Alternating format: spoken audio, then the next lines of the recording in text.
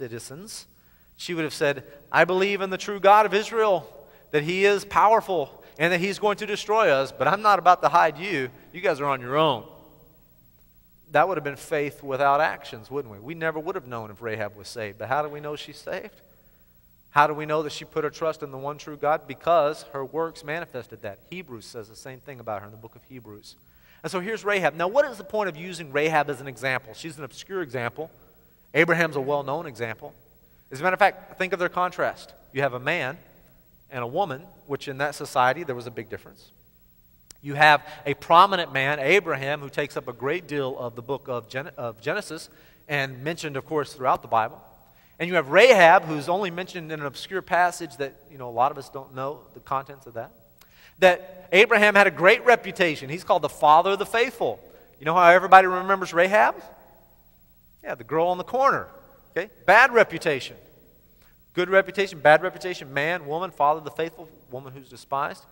Here's what James is painting. The extremes. Extremes. Here's the point I want you to fill in. Real faith, regardless of its strength, will ultimately be seen. Here's the next point. You can put it behind me here.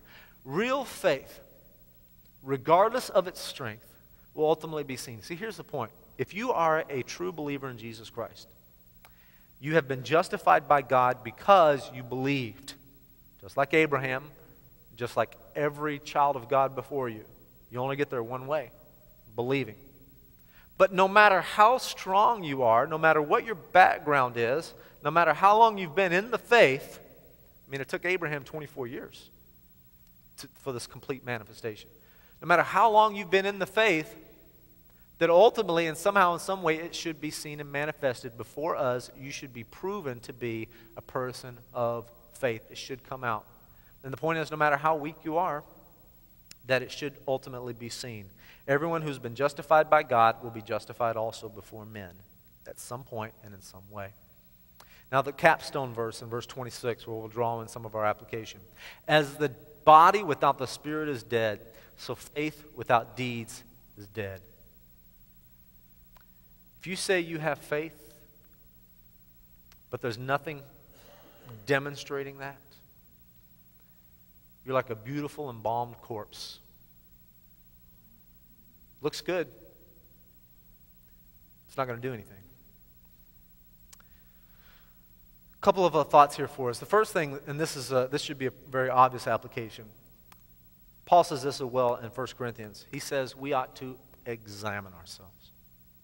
Examine ourselves. Now, I will give you a little bit of encouragement. If this series has made you uncomfortable, that's good news. Good news, because that means that you understand and you know what it's like to present a faith in action and you know you're not doing it well. And you are the one to whom I believe James is mostly speaking to. However, if this is new information, if this is take or leave it, this is something that doesn't do anything to you, and there's a very good possibility you need to examine yourself. Have I ever put my faith and trust in Jesus Christ alone, or is this something merely intellectual or occasionally emotional? Because a life that has been declared righteous will ultimately be demonstrated before others. That's what James says again and again. Examine ourselves. And then I think the primary application is be willing to sacrifice. You see that? You notice in both the examples given, both strong faith, weak faith. Followed God for a long time, just really doesn't know that much about God. You take either end of the spectrum. What do they both have in common is this sacrifice. They're willing to give something that hurt a little bit, that cost. Abraham's willing to offer his own son. Now, God's not necessarily asking all of us to give a kidney or to sacrifice our son, certainly. But there are, and there will be, and there have been, and there should be things in our life that God is calling for you and me to sacrifice as an obedience, as a demonstration of our good works, thereby proving to the world in a beneficial way that we are people of faith. I gave you 3 specifics last week, and I'll relate them to you again, and we'll draw this back in. The first one with your devotion. Devotion is worship. It's a life of response. In Romans 12:1, it reads, because of God's mercy, present your bodies as a living sacrifice. That what you do, where you go, what you think, how you live your life. And we said at that time, I even put it up here in parentheses, if you want to know what you're devoted to, the level of your devotion, look at your calendar and look at your checkbook. It doesn't lie. It's the naked, ugly truth, actually.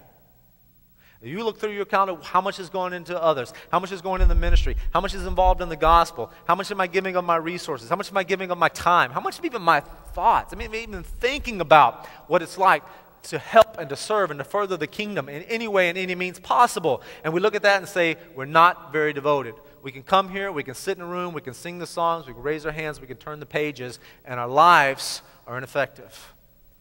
James says it ought not be that way. To what are you devoted? Then we read, ask ourselves, what about our morality? And there's something about, see, a person doesn't turn over a good leaf in order to come to Christ. In other words, God doesn't ask anybody to clean up their life before they turn to Him. He just says, turn to me.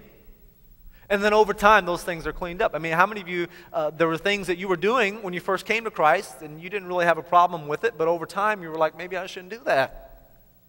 And as you begin a process of discovery, and all of a sudden your life looks differently, and your friends say, hey, you wanna? And you say, no, I can't. Well, why not? Well, I shouldn't. God doesn't want me to do that. And so we say the things that we think about, the attitudes we hold, I mean, are we still holding on to bitterness and unforgiveness? You still have a quick fuse, short temper? That ought not be that way. The words you say, the carelessness, the thoughts we think, the places we go, the things we do, all of that should be on a progressive change, my friends, as a manifestation of the righteousness God has given us. And the last part, which is most practical to our Christmas in July, and that is ministry. Opportunities to show fruit. Opportunities. Now, the great thing about a church is that churches, like ours, provide opportunities. You don't even have to have a lot of creativity. You just have to have a willingness. Yes, I see that you need help. Please let me help. Yes, I see there's a financial need. God has blessed me. Let me give. Maybe it hurts a little bit. Well, that's what sacrifice is called. Yes, it's going to take a little bit of time. Maybe it's going to be a Saturday here or there. Maybe it's going to be some long hours. Maybe it's going to be some thankless effort. It's a little bit of sacrifice. And here's the thing. No one is excluded. Everyone is expected who's a person of faith, who follows Jesus Christ, to be involved. And it's amazing what God does with those little acts of obedience, isn't it? I mean, I know story after story, even just a few people. There's some in here in the room today that are here because of the ministry of our Christmas lights, which is our focus here in just a moment when we have a lunch. People that have come to church, people that have joined the church, people that have come to discover Jesus Christ because we cared enough to do something silly like put up Christmas lights and music and enjoy the season. But you know how many thousands of volunteer hours that's taken? You know how many thousands of dollars we've had to pour into that? That's sacrifice. And it has a payoff. It has a benefit to those who, in our community especially.